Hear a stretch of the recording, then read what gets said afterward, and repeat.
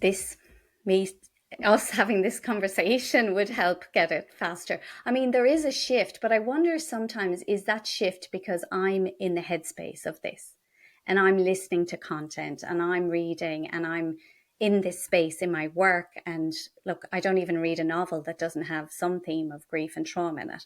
So I'm hardwired to notice, and I'm an advocate, and I'm all about talking about this. So, is it, I see a shift and I want to be part of that shift, but is there a shift? I don't know. I'm hoping there is. And in my work, all I can do is work with the community of people that come to me and empower them as much as I can to be able to go out there with their grief and not have to hide it, not have to apologize and say, I'm sorry for crying, or not have to justify it, but to actually say, it would be lovely if I could feel more comfortable to be seen in my grief. Like, can you have a good life after experiencing trauma and grief? When you're in it, you think never. You think, I can never live again, or I can never have that life again that I had. How can I live with this? But people do, and there's always hope. And people amaze me with what they navigate. So to give themselves space in a counselling session to be supported, heard, and connected is vital, and validated in their experience. We can notice those bids for connection. Can you remember my grief, please? This is a lonely place. I have to navigate this, but can you acknowledge my grief, please? Can you be with me in it? So I think as a society, I think being more comfortable with that.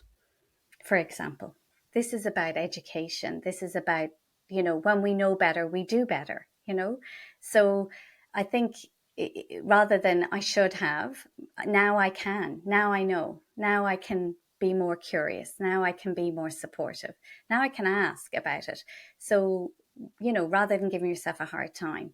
And I think with social media, people are using it as an outpouring of loss. It's also, back in the day, you'd have the newspaper with the death notices. Now it's, on social media that somebody's person has died.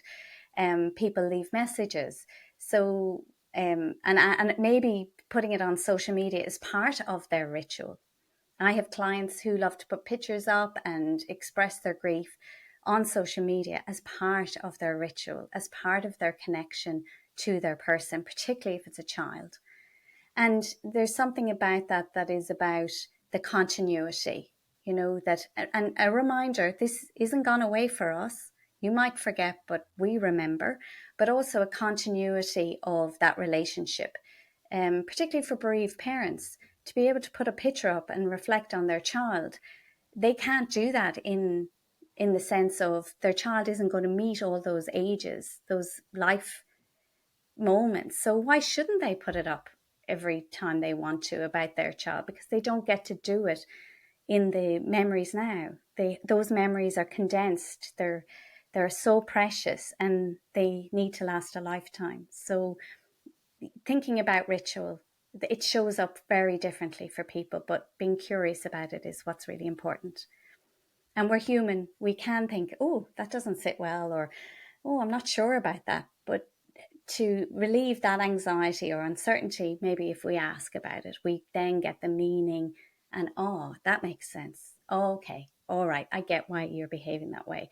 I get why you would do that. So, yeah. I'm really mindful with clients not to push my own what was helpful to me. So I often sit, because then clients can feel like, oh, I should read it because Orla said, or I should get value out of this because she said. So I try and avoid that, but I do make recommendations. I often flick episodes to clients if I feel there's something in there that might be helpful. I noticed that I listen to a lot of Irish podcasts, and one of my favorites is Ready to Be Real by Sheila Shoiga. And the other one that I love is Niall Breslin's Where Is My Mind? And I love Georgie Crawford's for, it's called The Good Low. So those are three that I listen to quite regularly and in my personal life, and I find professionally they can be really helpful for clients. Books, I definitely recommend Megan Devine's It's Okay Not to Be Okay. And somebody that I really love in the area of trauma and is quite, he's very accessible to everybody, is Gabor Mate. And his son Daniel Mate. So they're doing amazing work. They've written a book together, and they also do incredible work about normalizing and talking about trauma and grief. Let's normalize grief. Let's talk about it. Let's be curious about it. Let's open these conversations up. Let's support each other. Let's not push away pain and trauma and discomfort. Let's be clunky with it if we have to be clunky with it. If we're not sure what to say, well, then just be yourself. Be that person. Be that support. And also take care of yourself. If you are supporting someone, you can't be everything to everyone. You have to take care of how is the grief impacting you or their trauma. And it might be the best thing to say is, I think you need to go get some help from a professional. I think you need to talk to someone who really knows how to support you with this. So that can be a very kind thing to do, and also a self-protection, self-care boundary for you.